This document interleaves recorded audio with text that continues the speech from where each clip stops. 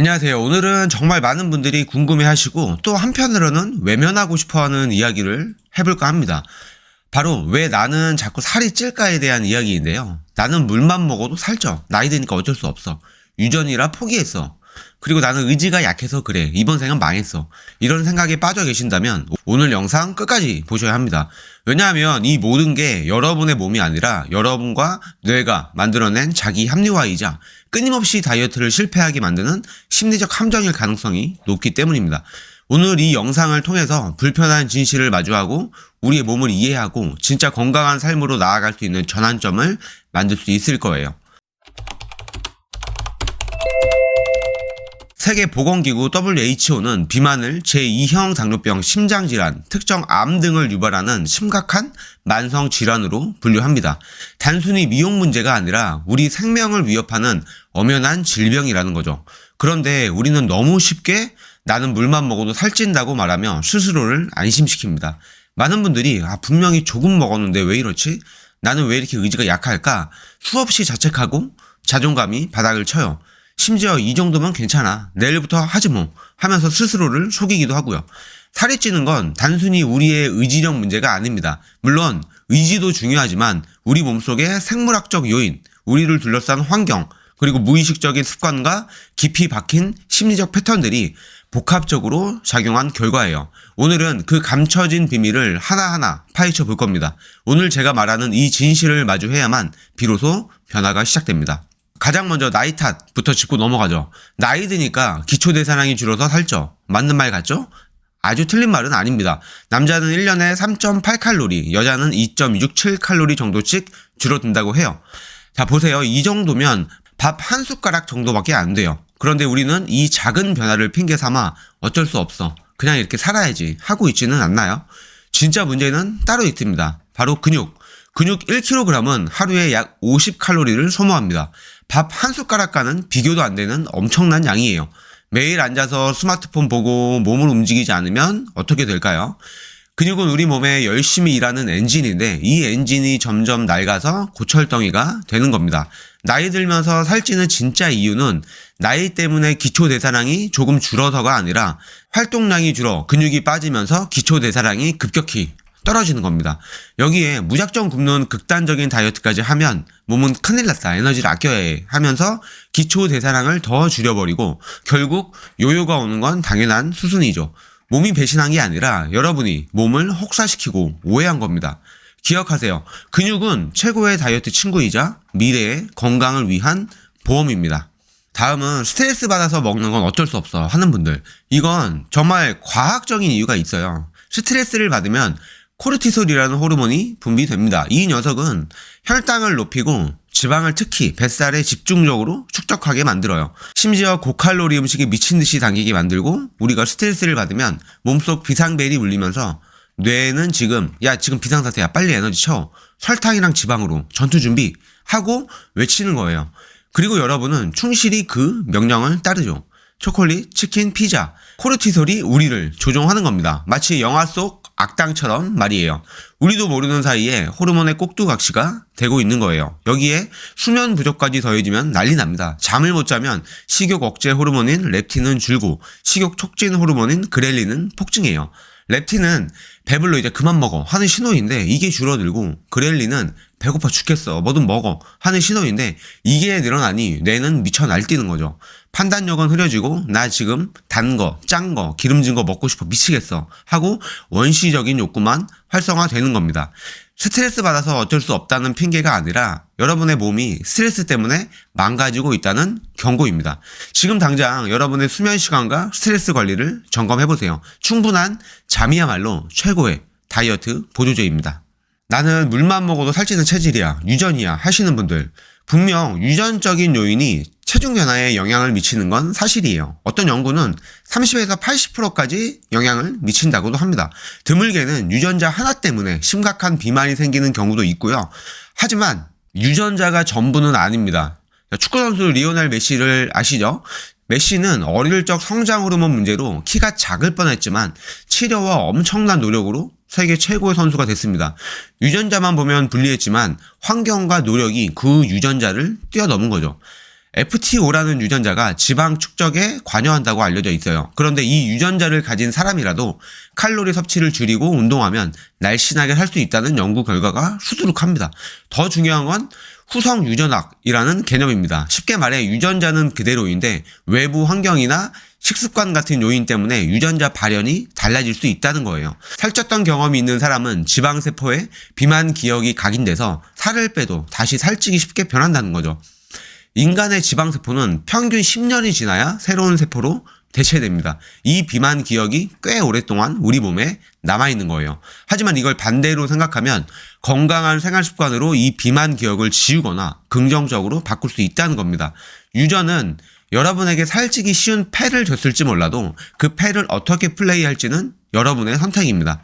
유전자 탓은 이제 그만하시고 지금부터라도 건강한 습관으로 여러분의 유전자를 재프로그래밍 하세요. 내 몸 탓, 유전자 탓만 할 때가 아닙니다. 진짜 문제는 바로 우리 주변에 널려있는, 바로 우리가 무의식적으로 선택하는 것들입니다. 편의점, 마트 가면 세상에 맛있는 게 왜 이렇게 많을까요? 과자, 음료수, 라면 이런 초가공식품들은 비만 위험을 45%나 높이고 지방간, 인슐린 저항성 다 유발합니다. 특히 설탕, 여러분이 마시는 달콤한 탄산음료 한 캔에 각설탕이 몇 개 들어있는지 아세요? 이걸 매일 마신다고 생각해보세요. 이건 살찌는 게 아니라 살찌려고 노력하는 수준입니다. 어린 시절부터 설탕에 노출되면 설탕 중독에 빠져 더 많은 당분을 갈망하게 되죠. 여러분도 모르는 사이에 설탕의 노예가 되어 있을 수 있습니다. 스트레스 받으면 매운 거, 단 거 찾죠. 잠깐의 쾌락 뒤에는 혈당 스파이크와 급격한 허기가 찾아옵니다. 그리고 아침 걸으시는 분들, 몸은 이걸 비상사태로 인식하고 다음 식사 때 들어오는 모든 걸 지방으로 저장하려 해요. 늦은 저녁 식사는 다음날 칼로리 소모를 줄이고 식욕 호르몬을 교란시키죠. 몸의 리듬이 깨지면 살찌는 건 시간 문제입니다. TV 보면서 휴대폰 보면서 밥 먹는 분들, 뇌는 여러분이 뭘 먹는지 제대로 인지하지 못합니다. 포만감 심도도 못 받아요. 결국 평소보다 5배, 10배를 더 먹게 된다는 연구 결과도 있어요. 이건 식사가 아니라 그냥 집어넣기입니다. 의식적으로 식사에 집중하는 마음 챙김 식사를 시작하셔야 합니다. 저지방이라고 해서 샀는데 왜 이렇게 달지? 맞아요. 지방 뺀 대신 설탕을 때려 넣은 경우가 허다합니다. 건강이라는 이름으로 포장된 고당분 식품의 함정에 빠지지 마세요. 영양 성분표를 꼼꼼히 확인하는 습관을 들이세요. 목마른 걸 배고픔으로 착각해서 자꾸 먹는 분들도 많습니다. 물만 제대로 마셔도 폭식을 막고 신진대사도 좋아집니다. 하루에 물을 얼마나 드시나요? 지금 당장 물 한 잔 마시고 오세요. 하루 2리터 이상 물 마시기는 다이어트의 기본입니다. 너무 쉬워진 식사 준비, 밀키트, 배달 앱 너무 편리하죠? 하지만 너무 편리해지니 아무 생각 없이 자주 먹게 되고 건강하지 않은 가공식품을 더 많이 섭취하게 됩니다. 편리함이 오히려 건강을 해치고 있지는 않나요? 가끔은 직접 요리하는 즐거움을 느껴보세요. 여러분은 하루에 몇 시간 앉아 있으신가요? 출근해서 앉고, 퇴근해서 앉고, 주말에도 앉고. 현대인은 앉아있는 시간이 너무 많습니다. 하루 5시간 이상 앉아있으면 비만 위험이 폭증한다고 해요. 심지어 청소년들도 하루 권장 운동량에 턱없이 부족하고요. 운동할 시간이 없다고요? 그럼 근육은 어떻게 될까요? 근육은 우리 몸의 에너지 연소 공장입니다. 그런데 그 공장이 문을 닫는 거예요. 공장이 문을 닫으니 에너지를 태우지 못하고 전부 지방으로 쌓는 거죠. 운동할 시간 없어가 아니라 운동 안 해서 살찌는 중이야가 정확한 표현입니다. 운동은 단순히 칼로리 소모를 넘어서 근육량을 유지하고 늘려 신진대사 효율을 높이는 가장 중요한 행위입니다. 여러분은 매일 여러분의 몸을 저장 모드로 세팅하고 있는 거예요. 배가 고파서 먹는 게 아니라 외로워서, 스트레스 받아서, 심심해서, 심지어 기분 좋아서 먹는 분들, 이걸 바로 감정적 식사라고 합니다. 시험 망치면 맵고 짠 떡볶이에 소주 한 잔, 남자친구랑 헤어지면 아이스크림 한 통. 그때는 이게 유일한 위안이라고 생각했죠. 하지만 먹고 나면 어떤가요? 기분은 일시적으로 좋아질지 몰라도 결국 밀려오는 건 죄책감, 후회, 그리고 더 커진 뱃살뿐입니다. 이건 단순한 습관이 아니에요. 스트레스 호르몬, 코르티솔과 뇌의 보상 시스템이 결합된 아주 강력하고 중독적인 순환고리입니다. 음식은 뇌에서 도파민을 분비시켜 일시적으로 기분을 좋게 하지만 이는 마치 마약과도 같습니다. 중독성을 만들고 결국 더 큰 좌절감으로 이어지죠. 음식은 여러분의 근본적인 감정 문제를 해결해 주지 않습니다. 오히려 더 큰 문제, 즉 비만과 자책감을 안겨줄 뿐이에요. 스트레스 받으면 먹어야 풀려는 진정한 해소가 아니라 스스로 파멸로 이끄는 함정입니다. 지금 당장 여러분의 감정적 배고픔 신호를 인지하고 음식 대신 건강한 해소법을 찾아야 합니다. 자, 이제 가장 중요한 이야기이자 여러분이 다이어트에 번번이 실패하는 진짜 이유일 수 있습니다. 바로 심리적 요인과 자기 합리화의 덫인데요. 단기간에 빼야 한다는 강박에 굶거나 한 가지 음식만 먹는 극단적인 다이어트를 해본 적 있으신가요? 그리고는 결국 폭식으로 이어지고 에라 모르겠다 망했어 하면서 다 포기해버리는 패턴. 우리 뇌는 극심한 제한을 위협으로 받아들이고 결국 터지게 되어 있습니다. 이건 여러분의 의지가 약해서가 아니라 뇌가 스스로를 보호하려는 자연스러운 반응이에요. 조금만 식단이 틀어지거나 운동을 빼먹으면 난 역시 안 돼 하면서 아예 손을 놓아버리는 분들 많으시죠. 완벽하게 하지 않아도 시작도 안 하거나 한 번 실수하면 바로 포기해버리는 심리. 다이어트는 완벽이 아니라 꾸준함이 핵심입니다. 100점 아니면 빵점이라는 생각은 버리세요. 비만인에 대한 사회적 편견과 낙인은 생각보다 강력합니다. 게으르다, 의지력이 없다, 자기관리 못한다. 이런 시선 때문에 스스로를 더 미워하게 되고 자존감이 바닥을 쳐서 다이어트를 포기하거나 오히려 숨어서 폭식하게 만들어요.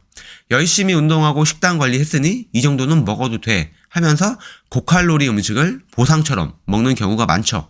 헬스장 갔다 와서 치킨 시키는 건 국룰이라고요?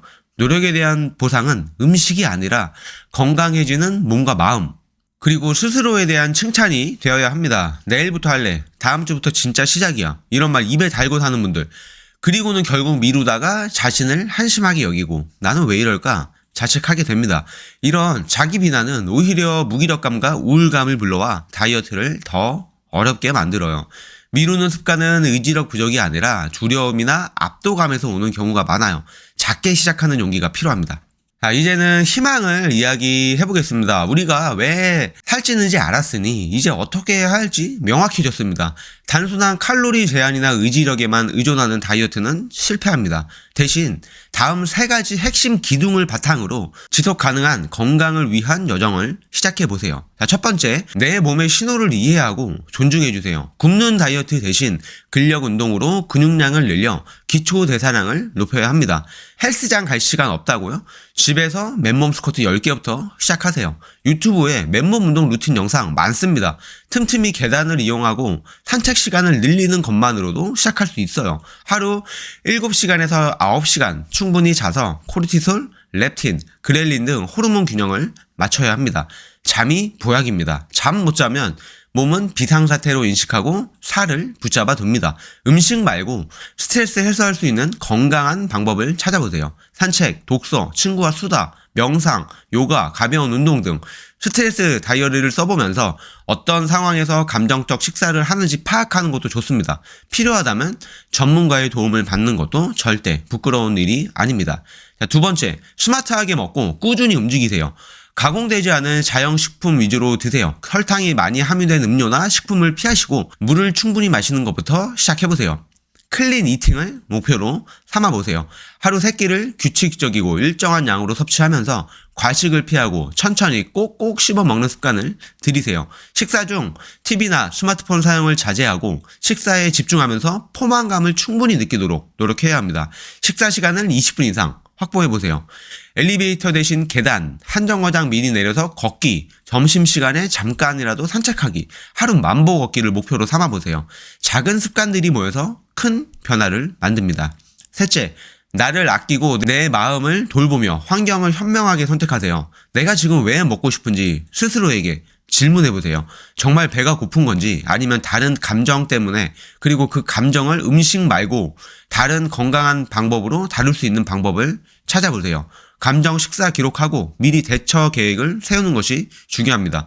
한 번의 실수로 모든 것을 망쳤다고 생각하지 마세요. 오늘 한 끼 폭식했어도 내일 아침은 다시 건강하게 시작하면 됩니다.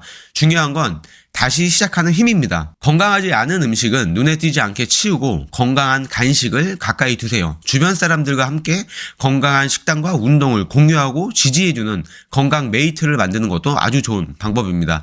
여러분을 응원하고 지지해주는 사람들과 함께 하세요. 체중 관리는 단거리 경주가 아닌 장기적인 여정입니다. 중요한 건 단순히 살을 빼는 것이 아니라 건강한 삶을 위한 라이프 스타일을 만드는 것이죠. 이제 나는 원래 이래 라는 자기 합리화는 버리고 이 모든 팩트를 직시하고 변화를 위한 첫걸음을 내디디세요. 충분히 건강해질 수 있는 힘을 가지고 있습니다. 오늘 영상이 여러분의 마음을 움직이고 작은 변화라도 시작할 용기를 주었다면 구독과 좋아요, 알림 설정 꼭 부탁드립니다. 여러분의 건강한 변화 스토리를 댓글로도 공유해주세요. 다음 영상에서 더 유익한 정보로 찾아오겠습니다. 감사합니다.